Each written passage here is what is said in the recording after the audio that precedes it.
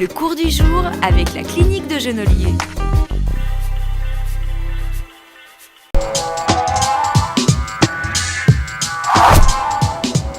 On n'est pas toujours très tendre avec notre cœur. On le stresse, on le maltraite. Pire, on a même tendance à l'oublier. Sauf que lui vous le rappelle. Toutes les études ont montré clairement que les facteurs de risque expliquent 90% des infarctus et des événements cardiaques. Autant bien les connaître, ces facteurs de risque. C'est du cœur dont on parle. Ces facteurs de risque sont représentés, tout le monde les connaît, par le tabac, par le surpoids, par le cholestérol, le diabète et bien entendu la sédentarité, ou un stress très élevé qui peut conduire à avoir par exemple une hypertension. Et ces facteurs de risque, dès qu'ils sont associés, augmentent énormément le risque d'avoir un événement cardiaque.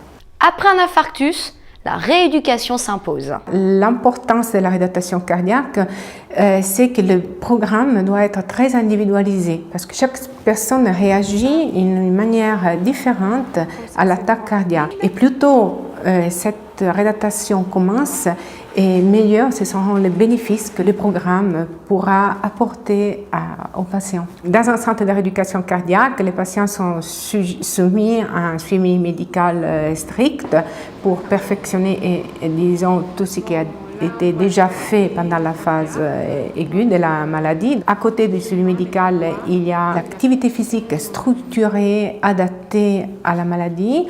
On a les activités d'éducation du patient, donc des informations pour apprendre un nouveau style de vie plus adapté. Il est vrai que la médecine fait de véritables miracles, mais pour éviter l'incident cardiaque, il y a une marche à suivre. Je dirais déjà adopter un style de vie actif, une alimentation riche en fruits et légumes. Non, parce que les fruits et les légumes, c'est sympa.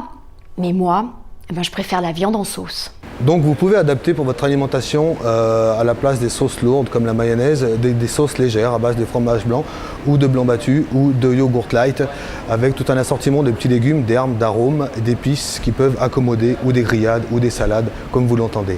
Vie saine, sport, alimentation équilibrée. Bon allez docteur, encore un petit conseil. Et ne pas fumer surtout, je pense que déjà ça va éviter pas mal d'événements cardiaques. Si je suis tous vos conseils, il ne peut plus rien m'arriver. Le but de la cardiologie préventive à l'heure actuelle, ce n'est pas de ne pas avoir aucun infarctus, mais c'est de prolonger ce délai, d'avoir un infarctus à 80 ans, à 90 ans, peut-être c'est bien, c'est-à-dire c'est quand même une bonne maladie. Le cours du jour avec la clinique de Genolier.